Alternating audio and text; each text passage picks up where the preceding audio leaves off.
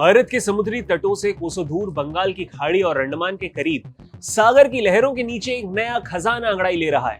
क्या आप जानते हैं कि भारत के अंडमान और निकोबार बेसिन में करीब 12 बिलियन बैरल तेल और गैस का भंडार होने का अनुमान है। यह आंकड़ा इतना बड़ा है कि अगर ये पूरी तरह से सफल रहा तो भारत की वैश्विक ऊर्जा राजनीति में स्थिति ठीक वैसी ही हो सकती है जैसी आज गल्फ देशों की है। भारत सरकार और ओएनजीसी ने मिलकर मिशन समुद्र मंथन का शंखनाद कर दिया है। ये सिर्फ एक ड्रिलिंग प्रोजेक्ट नहीं है, बल्कि भारत की ऊर्जा स्वायत्तता यानी कि एनर्जी सोवरेनिटी के लिए एक लड़ा जाने वाला अब तक का सबसे बड़ा वैज्ञानिक और आर्थिक युद्ध है। ये निवेश का महाकुंभ है। यहाँ 20 अरब डॉलर का दांव लगा हुआ है। किसी भी देश के लिए 20 अरब डॉलर यानी कि करीब 1,70,000 करोड़ का निवेश करना एक बहुत बड़ा जोखिम होता है, लेकिन अंडमान के नीचे छिपी संभावनाओं को देखते हुए केंद्र सरकार और ओएनजीसी ने अपनी पूरी ताकत झोंक दी है। ये राशि भारत के रक्षा बजट के एक बहुत बड़े हिस्से के बराबर है।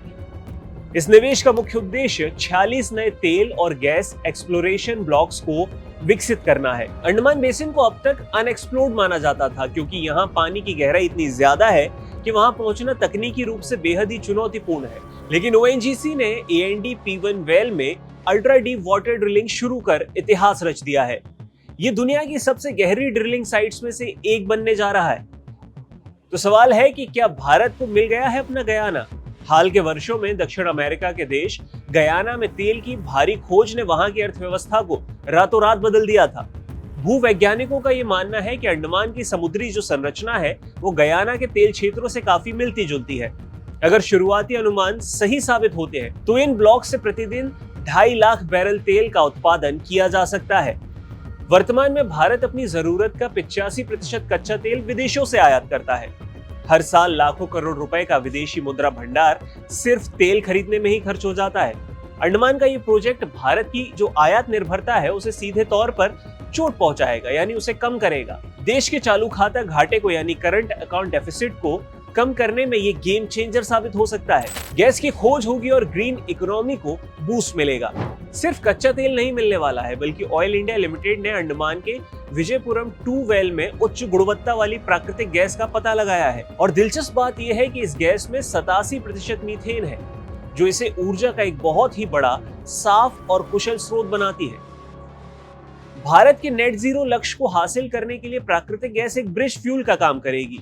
अंडमान से निकलने वाली ये गैस देश के उर्वरक संयंत्रों और बिजली घरों के साथ घरेलू रसोई गैस की किल्लत को भी हमेशा के लिए खत्म कर सकती है। इतना बड़ा काम अकेले संभव नहीं है, इसलिए ग्लोबल दिग्गज भी इसमें साथ आए हैं। इतनी गहराई से ड्रिलिंग करना किसी एक कंपनी के बस की बात तो है नहीं।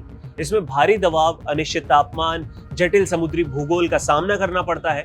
इसीलिए ओएनजीसी दुनिया के सबसे अनुभवी खिलाड़ियों जैसे कि एक्सन मोबिल, BP यानी ब्रिटिश पेट्रोलियम और पेट्रोब्रास के साथ हाथ मिलाने की तैयारी में है। ये कंपनियां ना सिर्फ अपनी अत्याधुनिक तकनीक के साथ आएंगी, बल्कि प्रोजेक्ट के वित्तीय जोखिम को भी साझा करेंगी। ये सहयोग भारत को डीप वाटर टेक्नोलॉजी का हब बना सकता है। इसका टेक्निकल और इकोनॉमिकल इफेक्ट क्या होने वाला है? अंडमान और निकोबार द्वीप समूह न केवल ऊर्जा के लिए बल्कि रणनीतिक रूप से भी भारत का सबसे महत्वपूर्ण क्षेत्र है। यहाँ तेल और गैस के इंफ्रास्ट्रक्चर का विकसित होना यानी कि इस क्षेत्र में भारत की नौसेना और कोस्ट गार्ड की उपस्थिति पहले से भी मजबूत हो जाएगी। मलक्का जलडमरू मध्य यानी मलक्का स्ट्रेट के पास ये स्थित होने के कारण यहाँ का ऊर्जा उत्पादन पूरे दक्षिण पूर्व एशिया की सप्लाई चेन को प्रभावित करने की क्षमता रखता है। और अगर इसे शेयर मार्केट के नजरिए से देखा जाए तो ओएनजीसी के लिए एक लंबी अवधि का मल्टी बैगर ट्रिगर है। हालांकि डीप वाटर एक्सप्लोरेशन में सफलता की जो दर है यानी जो सक्सेस रेट है वो 100% तो नहीं होता है, लेकिन अगर 46 ब्लॉक्स में से कुछ भी सक्रिय हो गए तो कंपनी की वैल्यूएशन नई ऊंचाइयों को छू लेगी। ये भारत की आत्मनिर्भरता की एक नई लहर के समान है। अंडमान में ये मेगा मिशन भारत के लिए करो या मरो जैसी स्थिति है।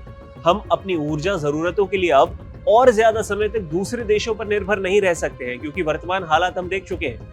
20 अरब का ये निवेश सिर्फ तेल निकालने के लिए नहीं है, बल्कि ये भविष्य की पीढ़ियों के लिए एक सुरक्षित और समृद्ध भारत बनाने की नींव है।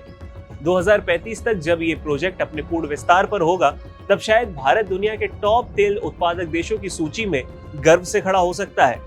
तो आपको क्या लगता है कि भारत को गहरे समुद्र में इतने बड़े जोखिम लेने चाहिए, या हमें केवल रिन्यूएबल एनर्जी यानी जैसे सोलर या विंड पर ही ध्यान देना चाहिए? जो भी आपकी राय हो हमें कमेंट में बताएं।